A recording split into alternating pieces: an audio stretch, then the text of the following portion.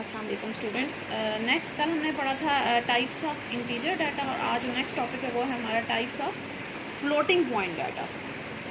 Floating point हम पीछे पढ़ चुके हैं कि ऐसी वैल्यूज जिसमें आपके पास कोई ना कोई पॉइंट आ रहा है, डेसिमल पॉइंट आ रहा है, तो वो हमारे पास फ्लोटिंग पॉइंट। इंटीजर कौन सी थी जिसमें विदाउट डेसिमल पॉइंट होता है, और जो फ्लोटिंग पॉइंट है वो कौन सी होंगी जो आपके विद डेसिमल पॉइंट होता है। ठीक है, अब इसकी डेफिनेशन देख लें। The floating point data is a numeric value with decimal point of fraction. It is also called real type data. It includes both positive and negative value. जैसे integer में था कि पॉजिटिव नेगेटिव दोनों type की होती हैं, लेकिन without decimal point होती हैं, और फ्लोटिंग पॉइंट में होगा कि पॉजिटिव और नेगेटिव दोनों टाइप की होंगी, लेकिन with decimal point of data होगा। The minus sign is used to indicate the negative value. If no sign is used, the value is by default positive. ठीक है, कि अगर नेगेटिव होगा तो उसके साथ आप साइन लाजमी लगाएंगे, पॉजिटिव है तो इसका मतलब है कि आप साइन लगाएं या ना लगाएं कोई फ़र्क नहीं पड़ेगा। अच्छा, एग्जांपल्स हैं आगे इसकी इन्होंने दी हुई हैं। जैसे 10.5 है, 5.3, कोई भी इसकी एग्जांपल आप ले सकते हैं। बस जैसे 10.5 हो गया, 1.2 है, -1.2 1.1 हो गया, -2.1 हो गया। ये सारी जो है वो इसकी एग्जाम्पल्स हैं फ्लोटिंग पॉइंट की। अब आगे इसकी जो टाइप्स हैं, 3 टाइप्स हैं इसकी। पहली है फ्लोट, डबल और लॉन्ग डबल। जैसे कि इंटीजर में हमने पढ़ा था, इंटीजर होती है, फिर शॉर्ट डाटा है, अनसाइंड है, साइंड है, लॉन्ग है, यानी कि उसकी बाइट्स के लिहाज से जो है उसको डिवाइड किया। इसी तरह से फ्लोट में भी इसी तरह से किया गया। सबसे पहली फ्लोट है, फ्लोट डाटा टाइप। फ्लोट में क्या होगा, data type is use to store real values. Real का मतलब है पॉइंट वाली वैल्यूज़, ठीक है, विद डेसिमल पॉइंट। और इसमें कितनी बाइट्स होती हैं, 4 बाइट्स। ठीक है, ये सिर्फ इनके साइज़ के लिहाज से इसको डिवाइड किया गया है।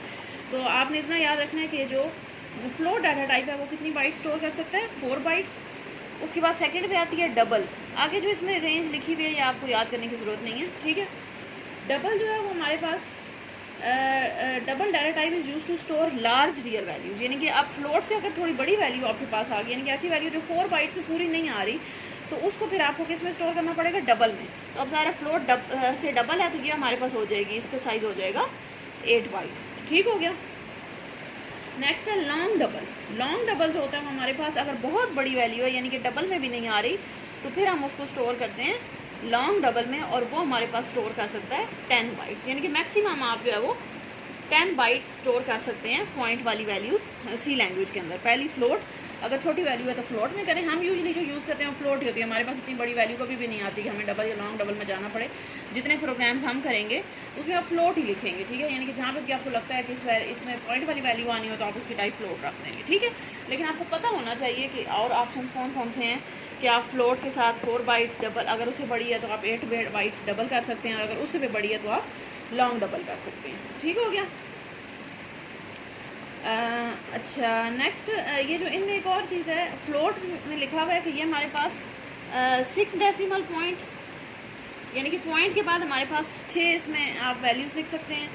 इसमें हमारे पास होता है 15 डेसिमल पॉइंट, और ये हमारे पास है 19। ये भी आप याद रख लें, MCQs में हो सकता है कि पूछा जाए कभी।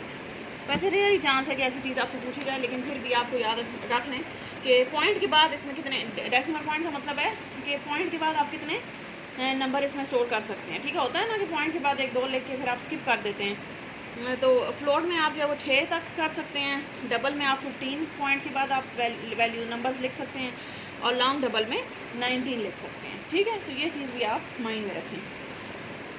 अच्छा, ये तो हो गई हमारे पास फ्लोट डाटा टाइप। नेक्स्ट है describe the concept of overflow and underflow with example.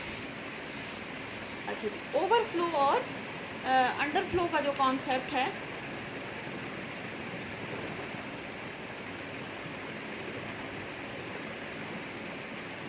अच्छा, ओवरफ्लो क्या होता है, ईच टाइप ऑफ, इसमें इसको पढ़ लें पहले कि each type of numeric variable can store a particular minimum and maximum value. कि हर वेरिएबल के अंदर जो हमने फ्लोट पढ़ा है, अब देखें फ्लोट की भी एक रेंज है, हमने डबल पढ़ा तो उसकी एक रेंज है, हमने लॉन्ग डबल पढ़ा तो उसकी एक रेंज है कि उसमें कितने वैल्यूज़ आ सकती हैं। इसी तरह हमने पीछे शॉर्ट इंट पढ़ा था, अनसाइंड इंट पढ़ा था, लॉन्ग अनसाइंड पढ़ा था। तो हर किसी की रेंज है कि उसमें फिक्स है कि इसमें इतनी बाइट स्टोर आप कर सकते हैं, उससे ज़्यादा नहीं कर सकते। ठीक है, तो इन्होंने बताया हुआ कि हर उस वेरिएबल की आपके पास एक स्पेसिफिक रेंज है, ना उससे ज़्यादा आप करेंगे तो भी मसला आएगा, उससे कम करेंगे तो भी मसला आएगा। ठीक है, तो ये जो दोनों मसले हैं उनको हम ओवरफ्लो या अंडरफ्लो कहते हैं, नाम से ही ज़ाहिर है। ओवरफ्लो क्या होता है? When the value assign to a variable is more than the maximum possible value. Overflow है ना, मतलब कि अब जैसे एक बकेट में आप पानी भर रहे हैं तो वो बकेट की जितनी जगह है उतना ही भर सकते हैं ना, अगर उससे ज़्यादा भरेंगे तो वो आप कहेंगे ओवरफ्लो कर गई है, यानी कि उसमें जितनी उसकी कैपेसिटी थी उससे ज़्यादा आपने उसमें डाल दिया है, वो गिरना शुरू हो जाएगा। तो इसी तरह से ओवरफ्लो वेरिएबल का भी यही होता है कि वेरिएबल की जितनी कैपेसिटी, जैसे फॉर एग्जांपल फ्लोट वेरिएबल है, उसमें आपने फ्लोट में हम कितनी बाइट्स स्टोर कर सकते हैं, अभी हमने पढ़ा 4 बाइट्स। तो अगर आपने 4 बाइट से ज़्यादा कोई वैल्यू डाल दी है तो ये हमारे पास ओवरफ्लो हो जाएगा, ठीक है। मोर than the maximum possible value, maximum possible value इसमें कितनी थी कि 4 बाइट्स आप स्टोर कर सकते हैं, लेकिन अगर आपने इसमें ज़्यादा स्टोर कर दिया तो ये ओवरफ्लो हो जाएगा।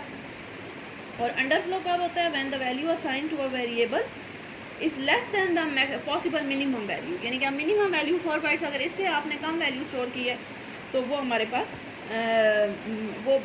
अंडरफ्लो हो जाएगा, ठीक है। एग्जाम्पल इन्होंने दी हुई है कि इंटीजर वैल्यू कैन स्टोर, ये इंटीजर वैल्यू की एक रेंज इन्होंने बताई हुई कि -32768 to 32767, ठीक है। कि कोई भी इंटीजर वेरिएबल आपने सिंपल लिया तो इसको बाइट्स में करने के बजाय इन्होंने सिंपल ये नंबर्स में लिख दिया है कि 32768 से लेकर 32767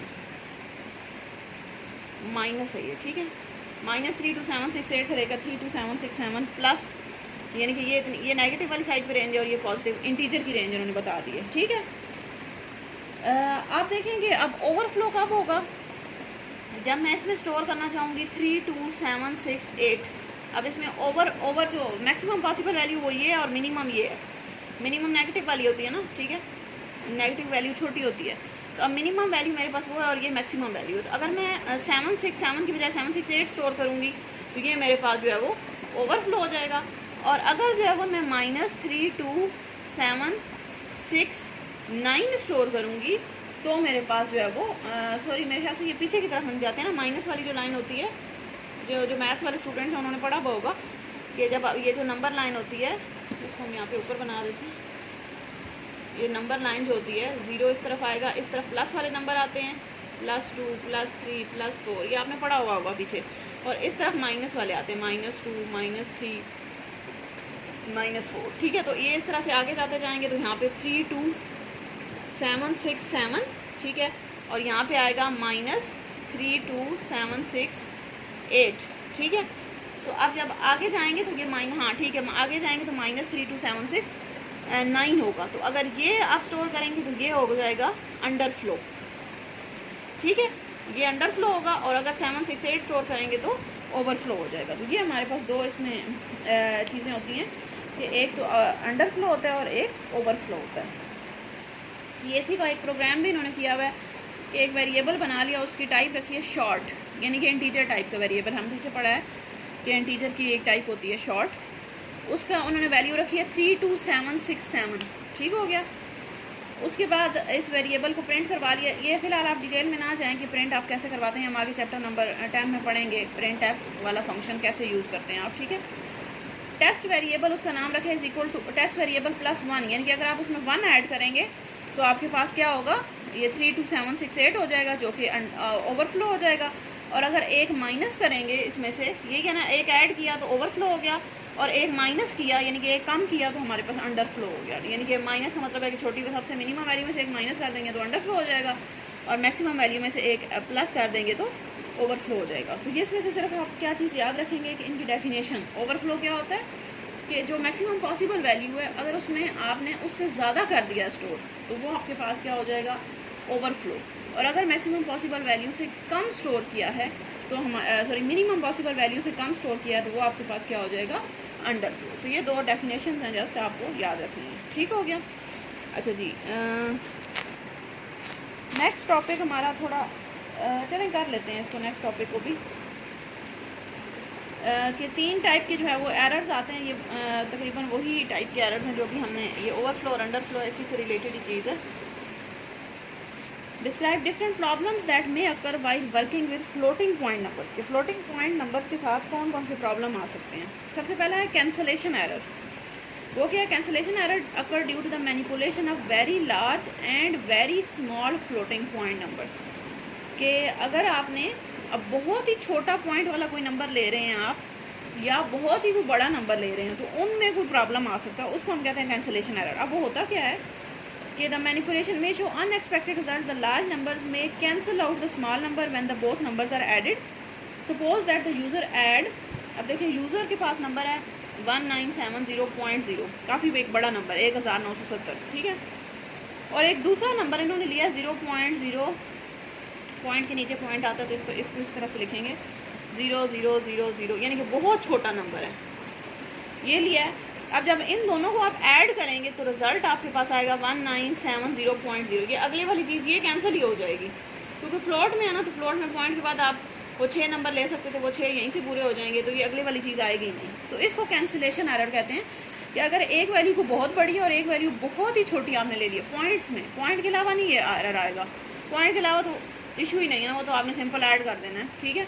यानी कि अगर सिर्फ इस तरह से लिखा होता 1970 और कोई छोटी वैल्यू है -1, तो आप जस्ट इनको ऐड कर देंगे 1789 आ जाएगा, ठीक है।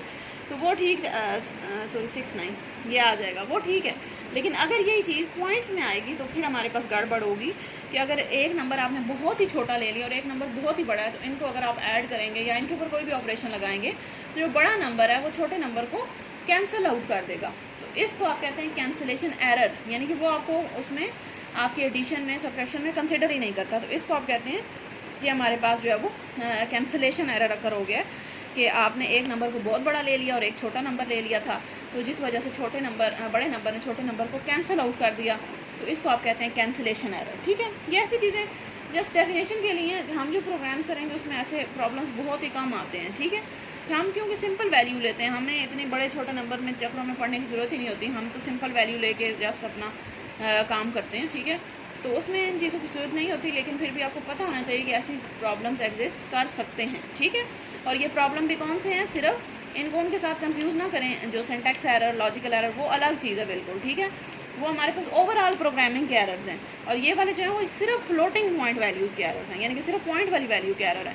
कैंसिलेशन एरर क्या होता है कि अगर एक वैल्यू आपने बहुत बड़ी ले ली और एक बहुत छोटी वैल्यू ले ली है, दोनों के ऊपर जब कोई ऑपरेशन अप्लाई करेंगे, एडिशन, सब्ट्रैक्शन, मल्टीप्लिकेशन कुछ भी, तो जो बड़ी वैल्यू होगी वो छोटी वैल्यू को कैंसिल आउट कर देगी, तो इसको हम कहते हैं कैंसिलेशन एरर, ठीक है। दूसरा हमारे पास अर्थमेटिक अंडरफ्लो। अंडरफ्लो अब हम पढ़ चुके हैं कि the arithmetic underflow occurs when the arithmetic calculations performed on 2 very small number, यानी कि 2 बहुत ही छोटे नंबर ले लिए, द रिजल्ट में be too small to represent in a particular variable, तो वो 0 आ जाएगा। यानी कि इतने छोटे आपने नंबर लिए तो वो किसी वेरिएबल में स्टोर ही नहीं हो सकते, इतनी छोटी वैल्यू थी, अंडरफ्लो हो गया, तो उसने उसको सिंपल वैल्यू लिखने की बजाय 0 लिख दिया। जैसे फॉर एग्जांपल इतनी मैंने बहुत ही कोई छोटी वैल्यू 0.00000 इस तरह करके ये नंबर लिया है, ठीक है। तो जब वो रिजल्ट लिखेगा तो देखेगा इतने सारे जीरोस ही हैं। अब देखिए वो 6 हमने वैल्यू डेसिमल पॉइंट उसमें वैल्यू लेनी थी, तो है भी बहुत छोटा नंबर, तो वो इसको अगले वाले को कंसिडर नहीं करेगा, इसको 0 ही लिख देगा। तो इसको कहते हैं अर्थमेटिक अंडरफ्लो, कि आपने बहुत ही छोटे नंबर्स को ऐड किया जो कि उसके उसमें कैपेसिटी में आ ही नहीं रहे थे, बहुत ही छोटे थे, तो उसने उनको 0 से रिप्रेजेंट कर दिया। हालांकि असल में 0 तो नहीं रिजल्ट बनता, अगर आप इनको ऐड करते हैं तो कुछ ना कुछ तो रिजल्ट आता ही है, ठीक है, 0 नहीं आता। तो ये जो है वो हमारे पास अर्थमेटिक अंडरफ्लो है। और ओवरफ्लो क्या होगा कि कैलकुलेशन अगर बहुत ही बड़े नंबर्स पे आपने परफॉर्म की है, इतना बड़ा कि वो उसमें आ ही नहीं रहा, उसकी रेंज में ही नहीं आ रहा, तो वो उसकी जगह पे ऐसे ही कोई वैल्यू को गार्बेज वैल्यू शो, हमने पीछे पढ़ा था गार्बेज वैल्यू ऐसी वैल्यू होती है कि जब वेरिएबल उसको कंप्यूटर को समझ ना आ रही हो कि इसका क्या रिजल्ट है, तो उसके अंदर कोई गार्बेज वैल्यू डाल देते हैं, यानी ऐसे ही वो खुद से कोई भी वैल्यू डाल देगा, कोई भी बड़ा सा नंबर ए लिखा आ जाएगा, एफ लिखा, बी लिखा आ जाएगा, इन कुछ भी लिखा हुआ आ जाएगा, तो वो यानी कि असल करेक्ट रिजल्ट नहीं आएगा, कुछ भी ऐसी कोई अननोन वैल्यू लिखी हुई आ जाएगी, तो उसको आप कहते हैं अर्थमेटिक ओवरफ्लो, ठीक है।